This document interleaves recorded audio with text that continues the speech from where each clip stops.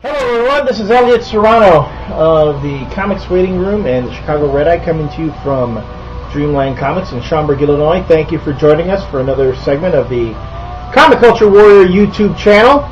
A lot of crazy stuff going on. We had Barack Obama elected president. Kind of cool. I've been catching crap for not going to the Obama rally. Did you get tickets?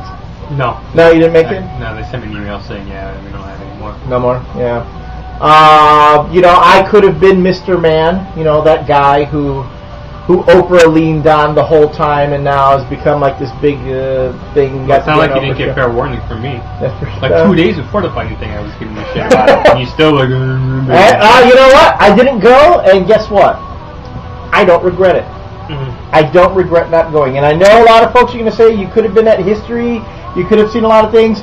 I saw those returns as they rolled in. I got to watch Jon Stewart and Colbert do their bit about the election. I got to see John McCain do a concession speech that I said if he ran the campaign like he did that speech, he would have made it a much closer election. But there's no way you could have ever caught any of that ever again.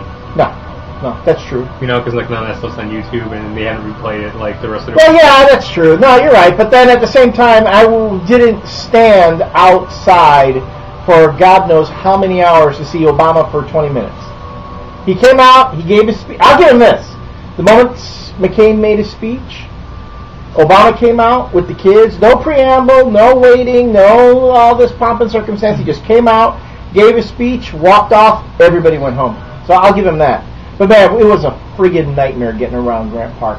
I talked to a bunch of folks who did go to the Obama rally, and it just was a nightmare. Plus, I'm sure it was like it just looking at the stuff on TV, people walking to and from Grant Park, it just reminded me of like Taste Chicago, like 4th of July fireworks. And I don't go to the Taste either. But then I had to work the next day, so I've got plenty of excuses. You had to work the next day. But anyway, so we're not going to go on too much about that because we spent too much time talking politics last time. And we did have some comic books we wanted to get into that we didn't get a chance to talk about. Jose, you actually gave me a whole stack of books to read to get me up to speed. So I wanted to talk about a couple things that probably don't get enough attention right now. The first thing is that we did have a talk about Ghost Rider. Mm-hmm. Jason Aaron, writer of Scout, is doing Ghost Rider now, and I've got to say, this and his Black Panther that he's doing are probably two of the best books Marvel has right now. Two of the better books. I mean, Jason Aaron really knows how he with Ghost Rider. I mean, this as long as you're not, as long as you're not a Ghost Rider purist. Mm-hmm. You're not all caught up on Johnny Blaze being basically Marvel's Evel Knievel and all this other crap. You've got a nice, Ghost Rider right now has a nice southern flavor to it. There's a lot of interesting, quirky characters. Johnny Blaze really does talk more like a southern motorcycle stunt rider. He never really had, he felt very metropolitan, all the earlier writers that wrote him. And I actually see the whole thing about Danny Ketch being his brother now, which kind of took me by surprise because I wasn't aware of how they were doing that. But I gotta say, Ghost Rider right now. Oh, and the penciler right now. I can't even say his name. What? His last name is. Mm-hmm. How do you pronounce it? Is that how you pronounce his last name? Really reminds me a lot of a young Mike Zeck.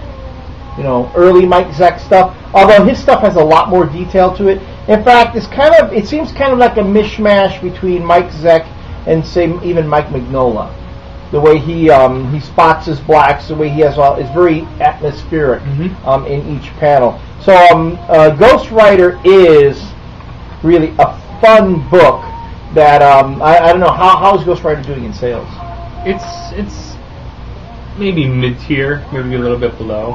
No. But that's a lot of times, unfortunately, that's where all the best books are.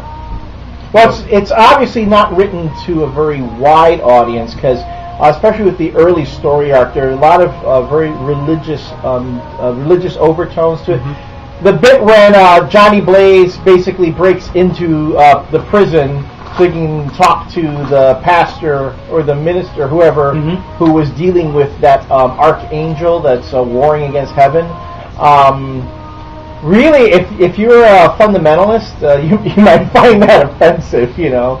But hey, it tells a really good story. And the thing about this book is that it's telling an awesome story, and it's just doing stuff that really it just seems like it's a fun book. Yes. Like, there's a lot of books out there that are just lacking in something, and it's just a fun book to read. It is, and it fits perfectly within the character. I mean, when you really think about it, the Ghost Rider, for the longest time, everyone thought he was Johnny Blaze was possessed by a demon.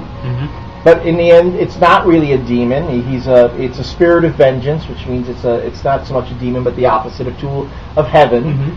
And the fact that Ghost Rider would be kind of couched in all these religious themes really does make sense. And it's not the first time that sort of thing's been done, where Ghost Rider has had a very religious tone in the book.